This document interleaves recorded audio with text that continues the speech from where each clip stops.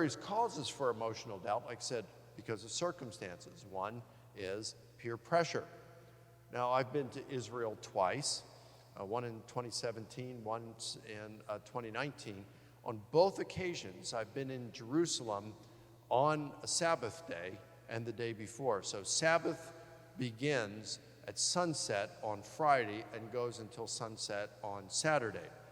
And I can tell you, walking through the marketplace in Jerusalem on Friday afternoon as the Sabbath approaches, it's really a remarkable experience because you see all these crowds that are gathering fresh fruits and fresh vegetables and spices and all kinds of things. And as they're walking through the marketplace, there is an anticipation for the coming Sabbath, and there is an excitement about it. It's very much like how we are here in the U.S. on Christmas Eve. It's like, tomorrow it's Christmas, and there's that excitement, there's this anticipation for it.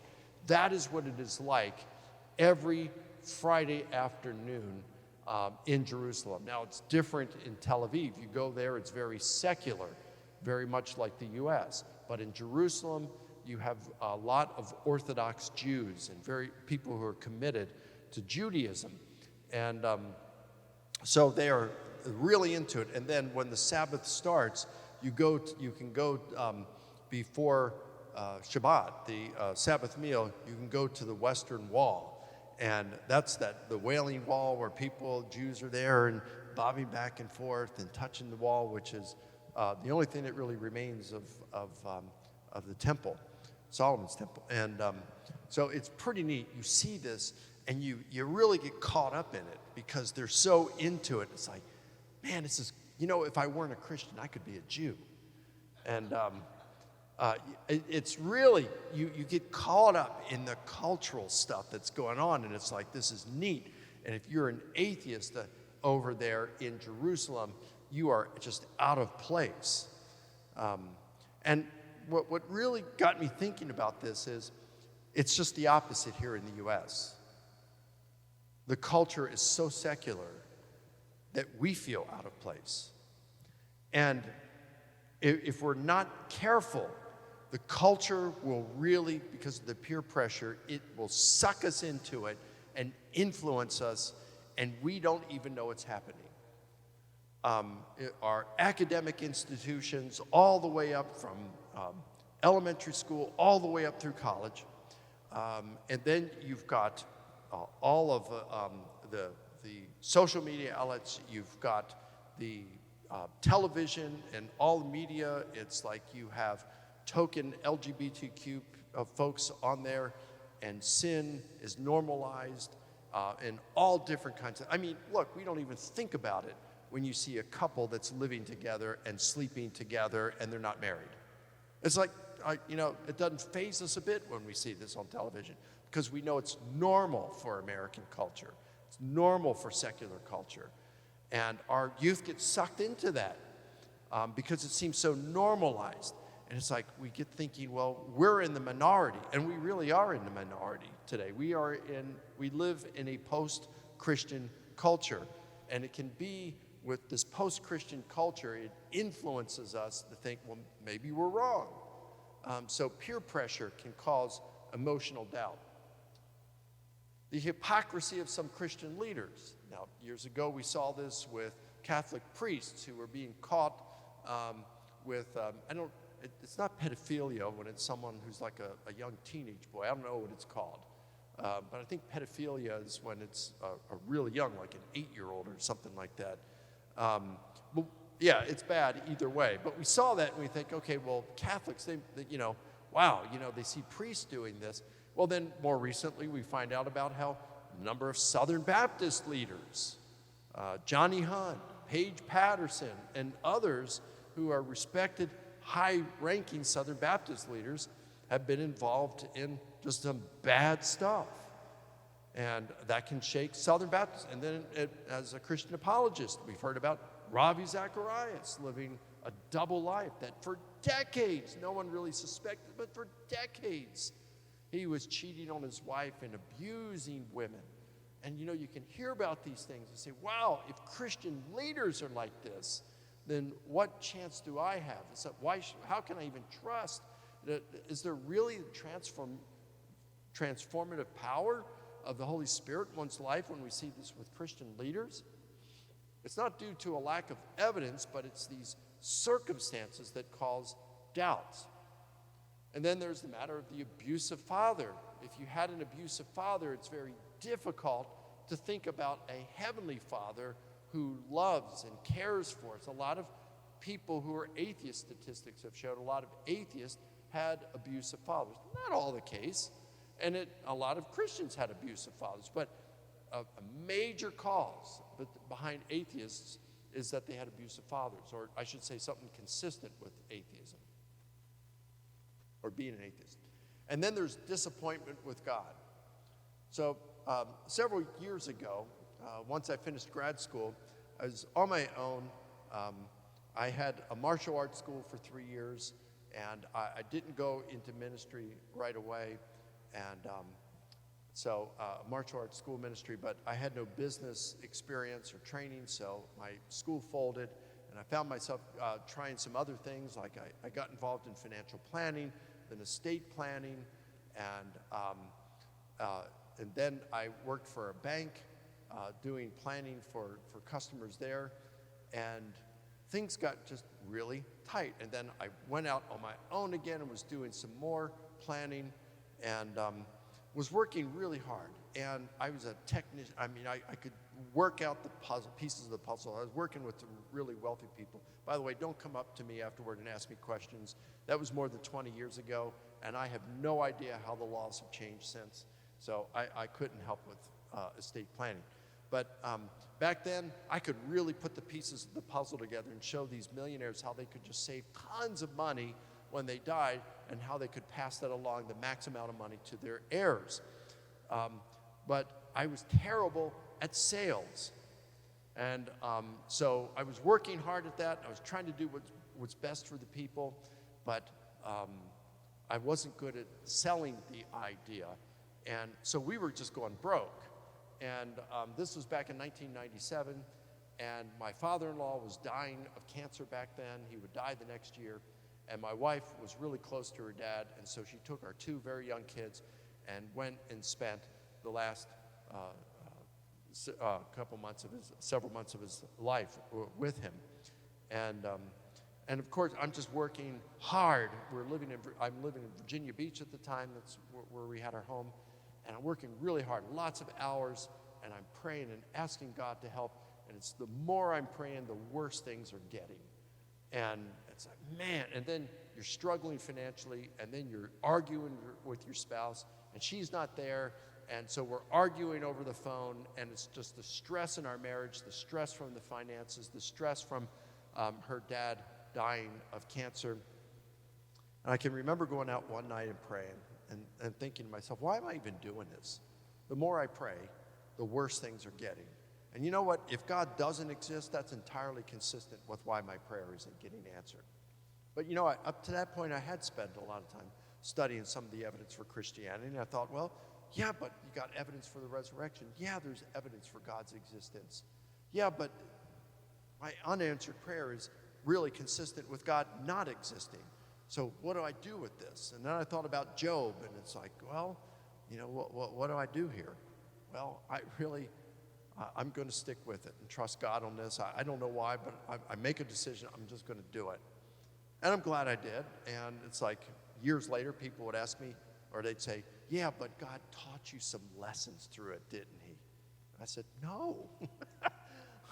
No, I didn't learn a thing through it. I was looking for something. It was like, I don't know. But, it was interesting. Then several years later, it's like maybe 15 years later after this, I remember this, I'm walking through my house, I don't know why, going to get something, and bam, God spoke to me. I didn't hear a voice, but it was as clear as a voice, and he told me why this had happened. I'm not going to share it with you because it's kind of personal, but it's like, wow, I can see why God put us through that. That made perfect sense. And So it's like, all right, well, when stuff happened in my life now, and things still happen, and I have no idea why God's allowing this, it helps me trust him. But when you're going through these kind of circumstances, you're saying, where are you, God? And that can cause doubt. It's emotional doubt. And then it's the way we're wired. Now, my dad never doubted. He never doubted the Christian faith. And he asked me once, he says, do you ever doubt? I said, yeah. He says, well, do you believe Christianity is true? I said, yeah. This was, I don't know, maybe 15 years ago, 10 years ago, something like that. I said, yeah, I believe it's true. I'd say I'm 80% certain it's true. 80%? Now, he was a hardcore Calvinist. And he said, when the Holy Spirit tells you that it's true and draws you, you just know it. You know it 100%. I said, no, it's not the way it works. I believe Jesus rose. I believe Christianity's true. But I'm not 100% convinced that it's true. I didn't see it. God didn't speak to me out of a cloud and tell me that it's true. I didn't see Jesus rise from the dead. So I'm not 100% convinced. Oh, that caused such a strain in our relationship. Now, he died 8 years ago. He was a good man, but he never understood. I said, Dad, do you remember when I was a freshman in college and I came home from vacation? You said, Mike, what do you want for Christmas? I said, Dad, I'd like to get a new watch. And so this is 1979. He said, I know. I'll take you to a really nice jewelry store down in the city of Baltimore, and we'll choose you one for Christmas. I said, you mean Santa doesn't exist? So here I'm a freshman in college, and he takes me to the store, and all these watches, and it's like, wow, watch paradise. I loved watches then. It's like, wow, this is so cool. And I narrowed it down to 2, but it's like, I was just loving this. It probably took me a good 20 minutes to choose which one. And it's like, this one or this one? Well, maybe this one. No, this one. No, this one. Yeah, but that one, no, I'll go with. And I finally chose that one.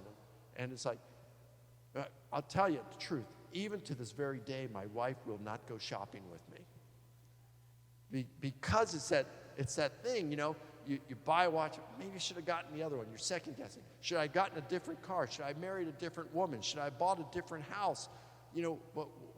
How many of you know what I'm talking about? Well, yeah. No? Well, yeah. No. You know what I'm talking about. You hate this. It's an idiosyncrasy that you have, and you hate it about yourself. But you can't help it. It's the way you're wired. And it's like, that's the way it is with me on some of these things. It's like, if I'm going to be that way about a watch, then should it surprise you, Dad, if I second guess my worldview? I mean, if I make a bad decision on a watch, I can go get a new one. If I make a bad decision on a car, I can turn it in and get a different one. If I make a bad decision on a spouse, I got to live with that. But I mean, it's like, all right, but if I make a bad decision on my worldview, it could cost me eternity. It shouldn't surprise if I'm second guessing and triple guessing. I want to get this right. I might only have one chance to get this right. Now, if Buddhism or Hinduism is correct, I'll have a bunch of chances to get it correct because they believe in reincarnation.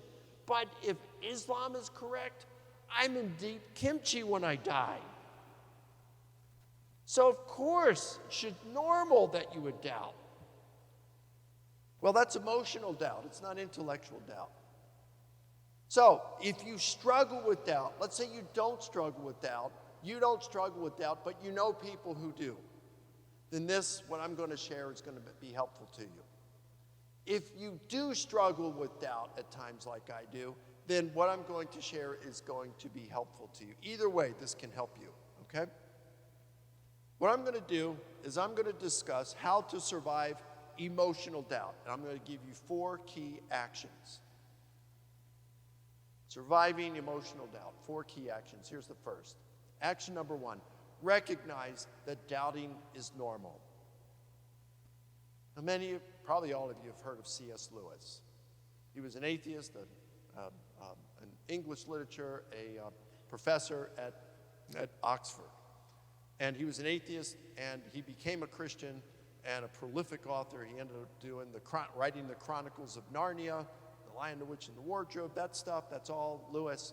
And he ended up, probably his most significant book that he wrote, that most people know of, is called Mere Christianity. Here's what he writes in Mere Christianity. And Mere Christianity means, all right, there are fundamentals or essentials of the faith, and then there are others. They're not essential doctrines of the Christian faith. They're things on which Christians disagree, secondary and tertiary doctrines. But what's mere Christianity? What's it all boiled down to, the things that are necessary? And here's what he says in his book, Mere Christianity. Faith is the art of holding on to things your reason has once accepted, in spite of your changing moods. For moods will change whatever view your reason takes. I know that by experience. Now that I'm a Christian, I do have moods in which the whole thing looks very improbable. Lewis experienced doubt at times. But when I was an atheist, I had moods in which Christianity looked terribly probable. Isn't that interesting? Antony Flew was perhaps the most influential atheist philosophy professor of the latter part of the 20th century, the last half of the 20th century. He became really good friends with my mentor, Gary Habermas, and they had many, many good conversations. Flew died, I think, in 2004 or 2005. By the end of his life, he gave up atheism. He believed that God exists. He never became a Christian, but he said the evidence was too great to reject God's existence. He didn't become a Christian because he had problems with the doctrine of hell. And Gary would say to him, but Tony, there's various views of hell. And he said, I know, Gary, I just haven't really thought through it, and then he died. But Flew, while he was an atheist back in the 1980s, he and Gary are driving somewhere in the car just talking, and Gary says to him, hey, Tony, I'm curious, do you ever doubt your atheism? And here's what the most influential atheist philosopher of the latter part of the 20th century said. He said, Gary, I doubt my atheism every day. So it's not only Christians that doubt, atheists doubt, even prominent atheists doubt. Doubting is normal. It happens to Christians, it happens to non-Christians. Say, okay, well, that's contemporary times. What about in biblical times? Let's look at Abraham. So Abraham has God appear to him, tell him he's going to make a great nation out of him. But Abraham at the time is very old. And he's like approaching 100 years old. That's pretty old. And his wife Sarah is approaching 90. It's like, well, that ain't going to happen. She laughs when she hears God say, you're going to bear a child. I'm going to make a nation from it. Yeah, right. But hey, is there anything beyond what God can do? So they believe God. They go ahead and they trust him. But then, a few chapters later, here's what we read in Genesis 12. Then the Lord appeared to Abram and said, I'm going to give this land to your offspring. And Abram built an altar there to commemorate the Lord's visit. After that, Abram traveled southward. At that time, there was a severe famine in the land, so Abram went to Egypt to wait it out. As he was approaching the borders of Egypt, Abram said to Sarai, you're a very beautiful woman.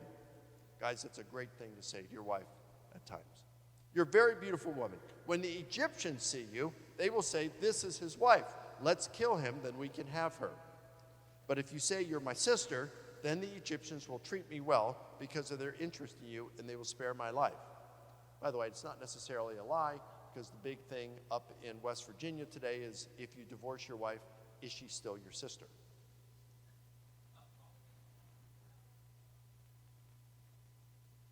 And sure enough, when they arrived in Egypt, everyone spoke of her beauty.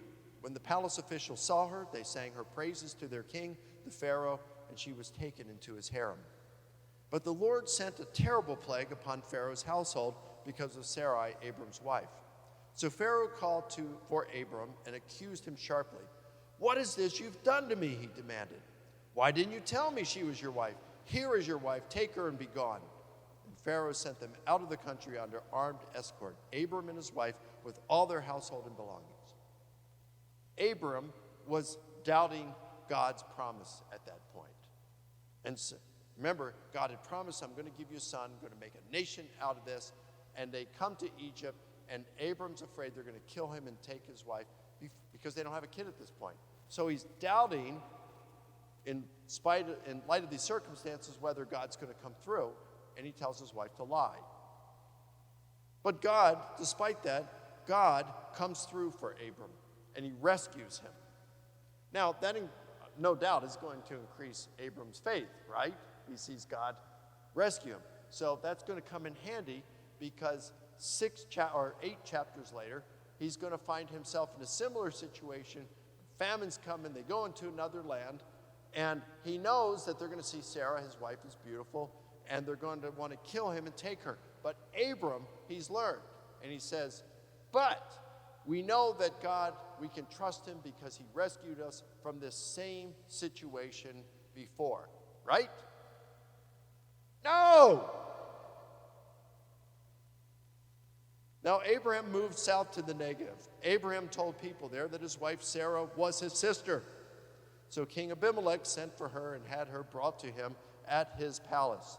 But one night God came to Abimelech in a dream and told him, "You're a dead man. For that woman you took is married." But Abimelech had not slept with her yet, so he said, "Lord, will you kill an innocent man? Abraham told me she's my sister, and she herself said, 'Yes, he's my brother.' I acted in complete innocence." "Yes, I know you are innocent," God replied. "That is why I kept you from sinning against me. I did not let you touch her. Now return her to her husband, and he will pray for you, for he's a prophet. Then you will live. But if you don't return her to him, you can be sure that you and your entire household will die." Abimelech got up early the next morning. I'll bet it was very early. And hastily called a meeting of all his servants. When he told them what had happened, great fear swept through the crowd. Then Abimelech called for Abraham. "What is this you've done to us?" he demanded. Then Abimelech took sheep and oxen and servants, both men and women, and gave them to Abraham, and he returned his wife Sarah to him. We know from what Genesis also reports that Abraham went on. These circumstances increased his faith, and his faith got so strong that in Hebrews chapter 11, in the Faith Hall of Fame, Abraham not only makes the Hall of Fame, he's the MVP. So what do we learn from this? We learned that Abraham heard God's voice. Abraham acted in faith on occasions. Abraham doubted God on occasions. He grew to have great faith, and he's listed in the Hall of Fame in Hebrews 11. Even these great people of faith were not perfect. They grew in their faith. But notice, Abraham had emotional doubt, didn't he? It wasn't any intellectual doubt, it was emotional doubt. John the Baptist, this is my favorite illustration. Now, John the Baptist, we know Elizabeth, his mother, and Mary, the mother of Jesus, were related. And so they knew what was going on with the miraculous birth of both Jesus and John the Baptist. And so at one point, after doing years of ministry, John the Baptist is confronting Herod for his sin, because Herod had taken his brother's wife as his own. And John the Baptist was saying, "You can't do that. That is sin." And so Herod arrests John the Baptist and throws him in prison. And we can imagine the prison circumstances or the conditions of the prison weren't as nice as we have here in Texas, right? Or anywhere in the United States. And so he's kind of in this dungeon-like circumstances, and he's facing possible execution. We know later on that he's beheaded. But as he's in here, knowing that he's in a tough situation, but he has served God his entire life. His entire life he has served God. And now he's in prison, and it's like, well, Jesus, where are you? You're going to free me? You're going to set me free from this? But nothing from Jesus. And so John the Baptist sends 2 of his own disciples to Jesus. And so they meet up with Jesus, and they say, Jesus, John wants to know, are you the one, or are we to expect someone else? Well, that's kind of interesting, isn't it? This is the same John the Baptist that when he baptized Jesus and Jesus comes up, John hears the voice from heaven saying, this is my beloved Son, with him I'm well pleased. And now John is doubting. Why? Because he's thinking, God, where are you? Now, what's so profound about this illustration is Jesus' response to his two disciples. He heals some people there, and then he tells the disciples this. Go back to John and tell him about what you have heard and seen. The blind see, the lame walk, the lepers are cured, the deaf hear, the dead are raised to life, and the good news is preached to the poor. And tell him, God blesses those who are not offended by me. So not only did they see those miracles, but they recognize that this is precisely not only what Isaiah says the Messiah will do, but we also find it in the Dead Sea Scrolls. I think it's 521, I think it is. And it talks about these exact things being the messianic expectations. And now they've seen it. And Jesus he gives John evidence, he encourages him, and now they leave to go back to tell John. And now this is an interesting time because these people have seen publicly that John, Jesus' wingman, is questioning and having doubts. How is Jesus going to respond to this? What's he going to say about John? So notice what Jesus says. When John's disciples had gone, Jesus began talking about him to the crowd. Who is this man in the wilderness that you went out to see? Did you find him weak as a reed, moved by every breath of wind? He knew John was doubting. I assure you, of all who have ever lived, none is greater than John the Baptist. While John was doubting, he complimented him. That's a pretty good compliment, isn't it? He provided evidence, he encouraged him, and he complimented him while he was doubting. And if that's how God responded to John the Baptist, who he knew he was doubting at the time, why would we think he'd respond differently to us? So if you've never experienced doubt, but you're wondering how to respond to those who doubt, take the example and imitate Jesus. If you're a doubter here and you're thinking, what does Jesus think of me when I doubt? He doesn't get mad at you. He's willing to provide evidence, he encourages you, and he could even be complimenting you. He's not condemning you for doubting. He doesn't get mad at us when we doubt. That's action number one. Action number two, that's the longest one, by the way. Action number two, recognize there is good evidence for the truth of Christianity. I don't have a lot of time for these. I could do a lecture for each of these I'm going to give you. I must make this quick. So let me just give you, here's one, evidence for a first cause. If you saw a bunch of dominoes that were going down in this thing, you know one thing, they haven't always been doing this throughout all eternity. There was an initial domino that set the whatever you call that, in place. And the thing is, we have a long succession of events. You have Big Bang, all these things that are going on in our universe.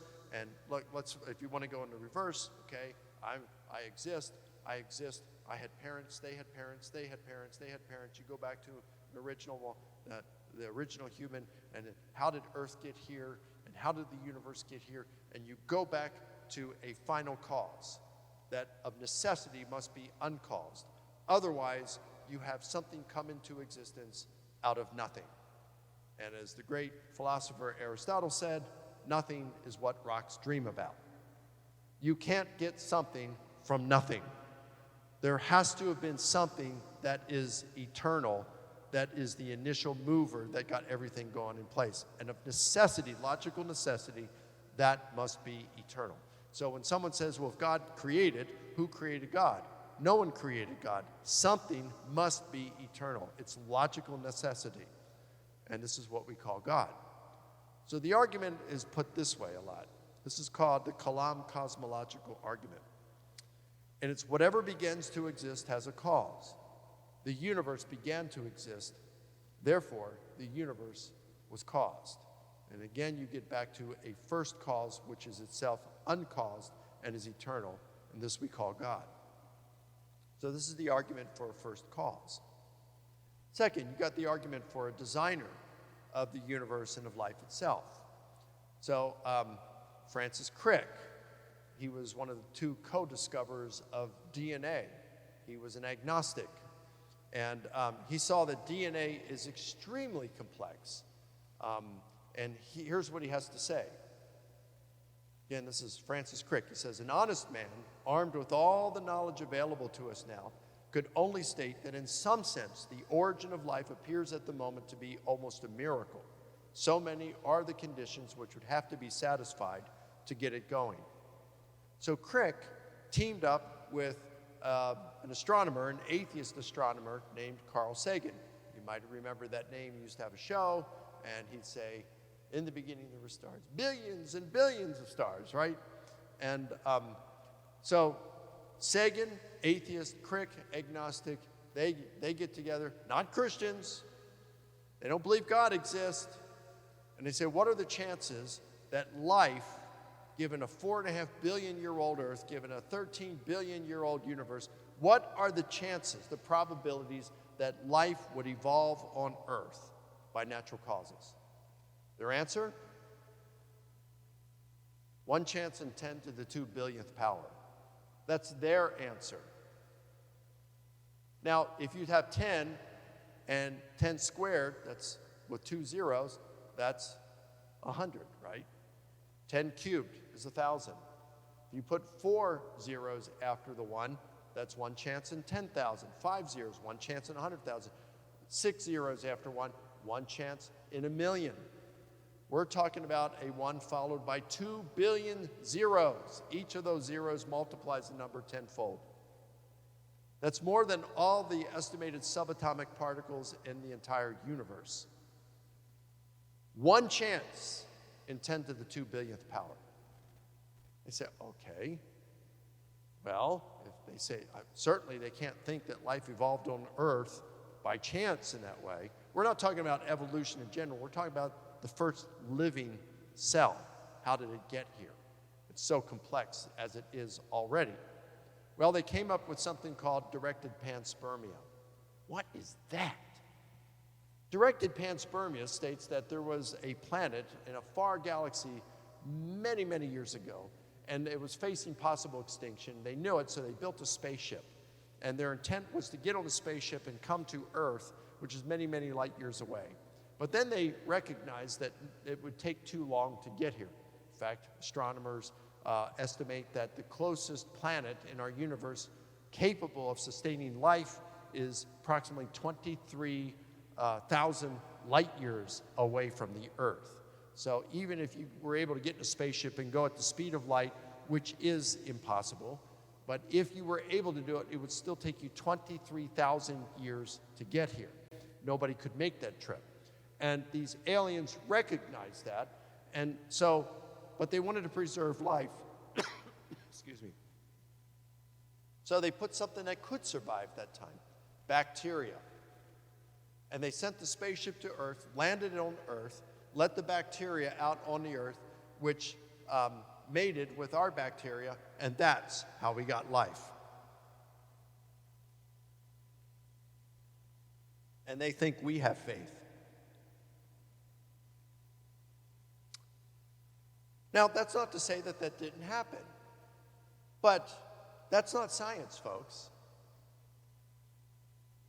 I think it's more plausible to think there was an intelligent designer of the universe who willed for life and created it.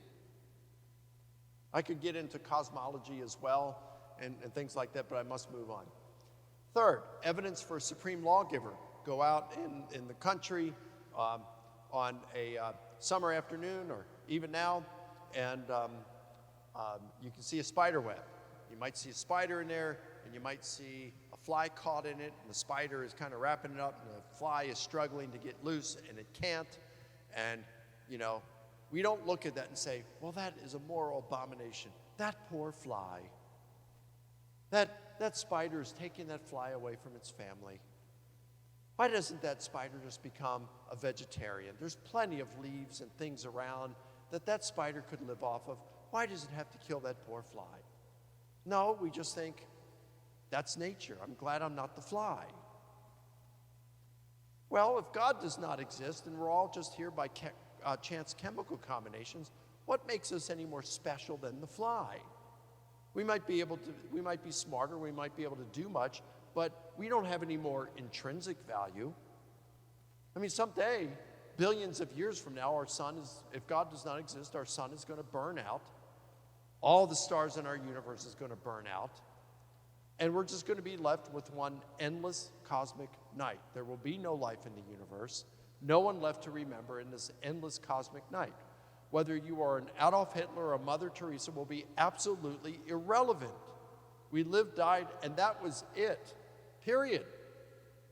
Whether you helped or hurt people, it will be irrelevant. No one will be there to remember. If we're going to say that something is actually wrong, we have to have some kind of moral basis for it. And if atheism is true, there is no objective moral basis for saying something is wrong. We're just like the spider. You couldn't say that what Hitler did to the Jews was wrong. We would just say it's nature and nothing more. I'm glad I wasn't a Jew. And us winning World War II doesn't mean we were right. It just meant we had a different ethic than Hitler and Mussolini and the Emperor of Japan. We had a different ethic. We fought for our ethic and we won, and so we impose our ethic, our moral standards on others. But it doesn't make us right, it only makes us strong, mean that we're stronger and we won. If God does not exist, that's all morals are. It's nothing more than like setting a speed limit. There's nothing intrinsically wrong with going 60 miles an hour in a 55 mile per hour zone.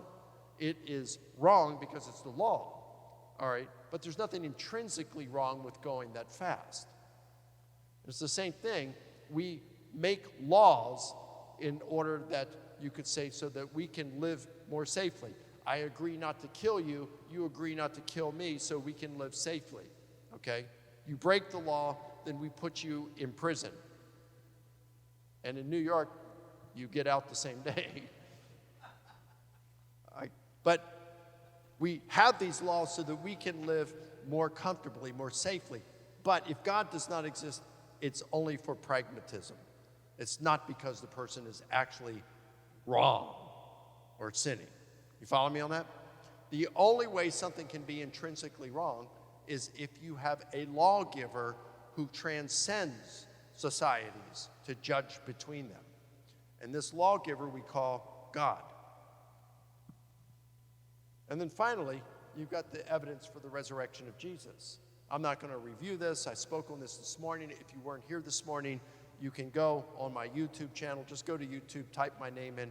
You'll see my channel. We have over 400 videos. You can go there. You can watch a number of public debates I've had on this topic. You can look at lectures I've had on this topic and see some of the evidence. If Jesus rose, Christianity is true. So anyway, just some of the things I've just reviewed here should be sufficient to show you that there is some evidence, some good evidence, that Christianity is true. Action number 3, recognize that absolute certainty is an unreasonable expectation. Now, I wish we could have absolute certainty, but we're justified in having absolute certainty in very little, if anything. Let me just give you an example. Gary, when's your birthday? You recently had a birthday. What year? How do you know? September 13th, 1967. How do you know? Are you absolutely confident that was your date of birth? His birth certificate says so. Could your birth certificate be wrong? Could there have been a mistyping by a clerk that put that on there? Potentially. Can you be absolutely 100% certain? And you're a Christian, would you bet your soul that your birth certificate is correct? That if it's off by a day, you spend eternity in hell, brother. You would not. So you're not absolutely certain. On something as simple as the day he was born. What about the rest of you? How do you know that you weren't created, that all of us weren't created just 5 minutes ago with food in our stomach from dinners we didn't actually eat, and memories in our minds, our brains, of events that never took place? Can you be absolute certain that that is not the case? How do we know that we are not brains in vats somewhere being stimulated by a mad scientist to have the perceptions and memories that we have? We cannot be absolutely certain that that is not the case. Now, it's reasonable to believe that is not the case, of course, but we can't be absolutely certain that that is not the case. Some of you went to the marriage altars being absolutely certain that the person you were marrying was the person of your dreams. And then within a few months, you found out that you were not justified in having that much certainty. It's a matter of you can have that certainty, but it doesn't mean you're justified in having that certainty. You can be confident. I think we can be reasonably confident about lots of things, but not absolutely 100% certain on these things. Absolute certainty is an unreasonable expectation. We'd like it, but it's rarely available. And action number 4, recognize that faith is more than a feeling or absence of doubt. It's a commitment. Now, think about it like if you're a college student and you're on campus and you start dating someone and you really like this person. You're a Christian and you really want to please the Lord and you're looking for him to lead you to the right spouse. You really like this person, and this person comes on to you and says, I want to sleep with you. And you're thinking, but that's wrong. Now I'm waiting until I'm married. But you really want to sleep with this person, but you know it's wrong. Now, you're doubting Christianity at that, but you have doubts and you say, well, if Christianity isn't true, then I'm free to do this. And so there's this temptation.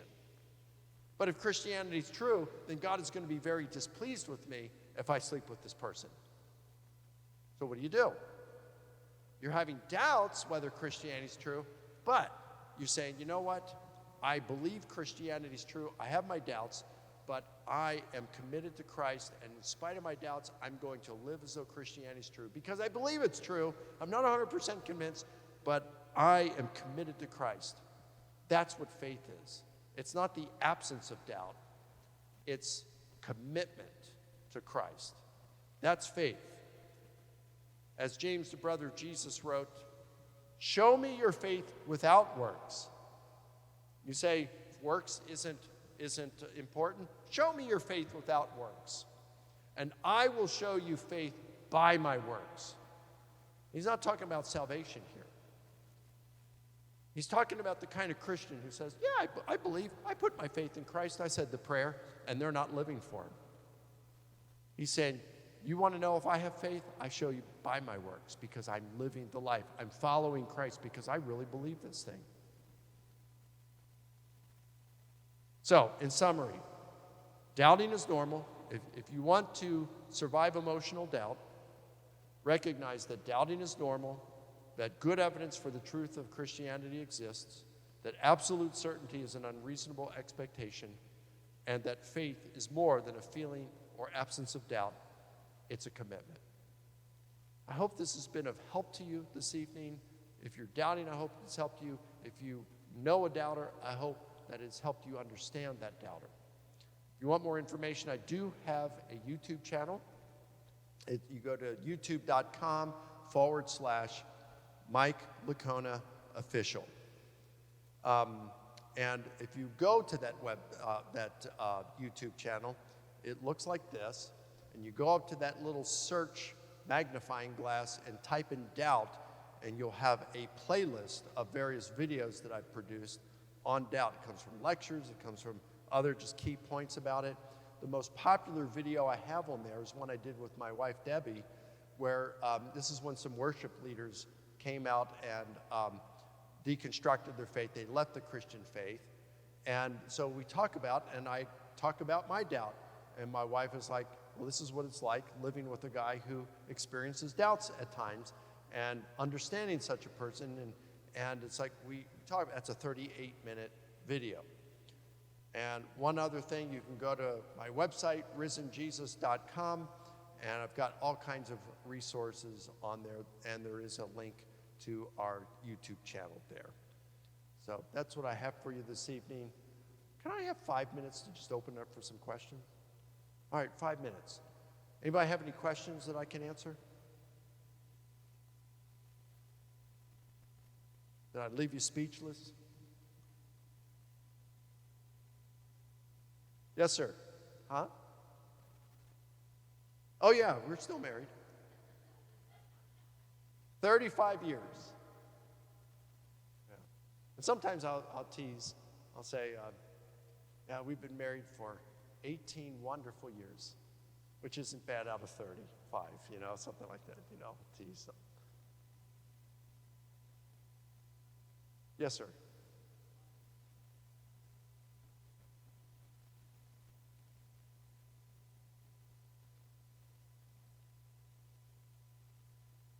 How do you explain to someone that my communication with God is not inner dialogue? So, in other words, that I believe that I'm communicating with God, but how do I explain that? Yeah, that's a tough one. It's like I said, when God told me that why we had experienced all that financial trouble. Or another occasion, after I left the North American Mission Board, I remember this is, so it's Easter week 2012, and there was a church in Ohio that asked me to come speak there on Easter, and then to do Monday night, Tuesday night, and Wednesday night to speak on apologetics issues, and so they had this for the church. So it was Wednesday night, and during the Q&A, there was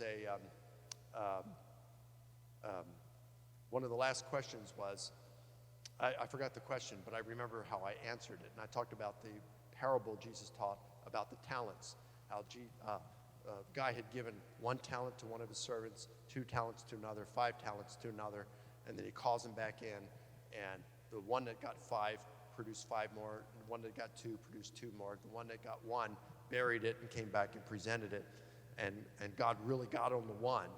He praised the other 2, but really got on the 1 for not doing anything with that 1 talent. And it's like, God has gifted us in different ways. He's given some of us 1 talent, some 2, some 5. I consider myself a 2-talent person. I know people who have 5, and it's like I'm jealous of them. And so it's like whatever your talent is, God expects you to use it. And as I'm saying this, I know God's speaking to me at that point. I didn't hear his voice, but it was clear as day to me that God says, well, you're using your talent, the gifts that I've given you, Mike. What's your wife doing? She's not using it. We were going to North Point Church, Andy Stanley's church at that time. We were loving it, but she couldn't get involved in what she was doing. And it's like God said, you're using your spiritual gift, but your wife isn't. What are you going to do about that? Oh. So on the way back to the hotel, driving back to the hotel, I called my wife and I said, let's find another church. What? We like North Point. I said, I know, but you're not using your spiritual gift, and God told me tonight that we need to find a church where you can use it. And it's like, oh. She says, well, what do you want to do? I said, look, I'm traveling a lot. You just choose the church that you feel connected in, and I will go there and become a member. And we did. We found a church, and we got involved in that church, and we got now for our ministry. Not only was she blessed and able to use her spiritual gifts, but God brought from that church some of our largest donors for our ministry and some board members. So it's like he really blessed through that. But I mean, how do I explain that inner voice kind of thing? How I just explained it. That's the only way I can explain it. I did not hear a voice, but it was communicated to me, and I heard it in the plainest of terms. Well, I don't know how to explain it otherwise. Gary has this a whole lot more than I do. I could only say maybe 5 times or a half dozen times in my life this has happened. Gary, it happens to him on a regular basis, kind of. Some might say that's mental illness, but he gets too many good stuff that comes out of it, so I think it's God. One more question? One more? Come on, raise your, if it's burning in, you raise it. Yes, sir. Walter Bradley, I would guess so. Yeah. I have. I've met him once. It was years ago. I have a book that he wrote, but it's not my biology and that kind of stuff is not my area. So I used to study all that stuff more, but now being a New Testament scholar, that's all I really focus on. I focus on things like historicity of Jesus' resurrection, what we can prove about Jesus, the reliability of the Gospels, things like that. That's all I focus on now. I try to go really deep with just a few issues. Folks, I have really enjoyed being with you all today, and thank you for having me out here, and let's close in prayer. Father, thank you so much for this group that has come out this evening, and I pray whether they are doubters or people who know doubters, may this be encouraging, may this be instructive and helpful for the body of Christ here. We ask in Christ's name. Amen.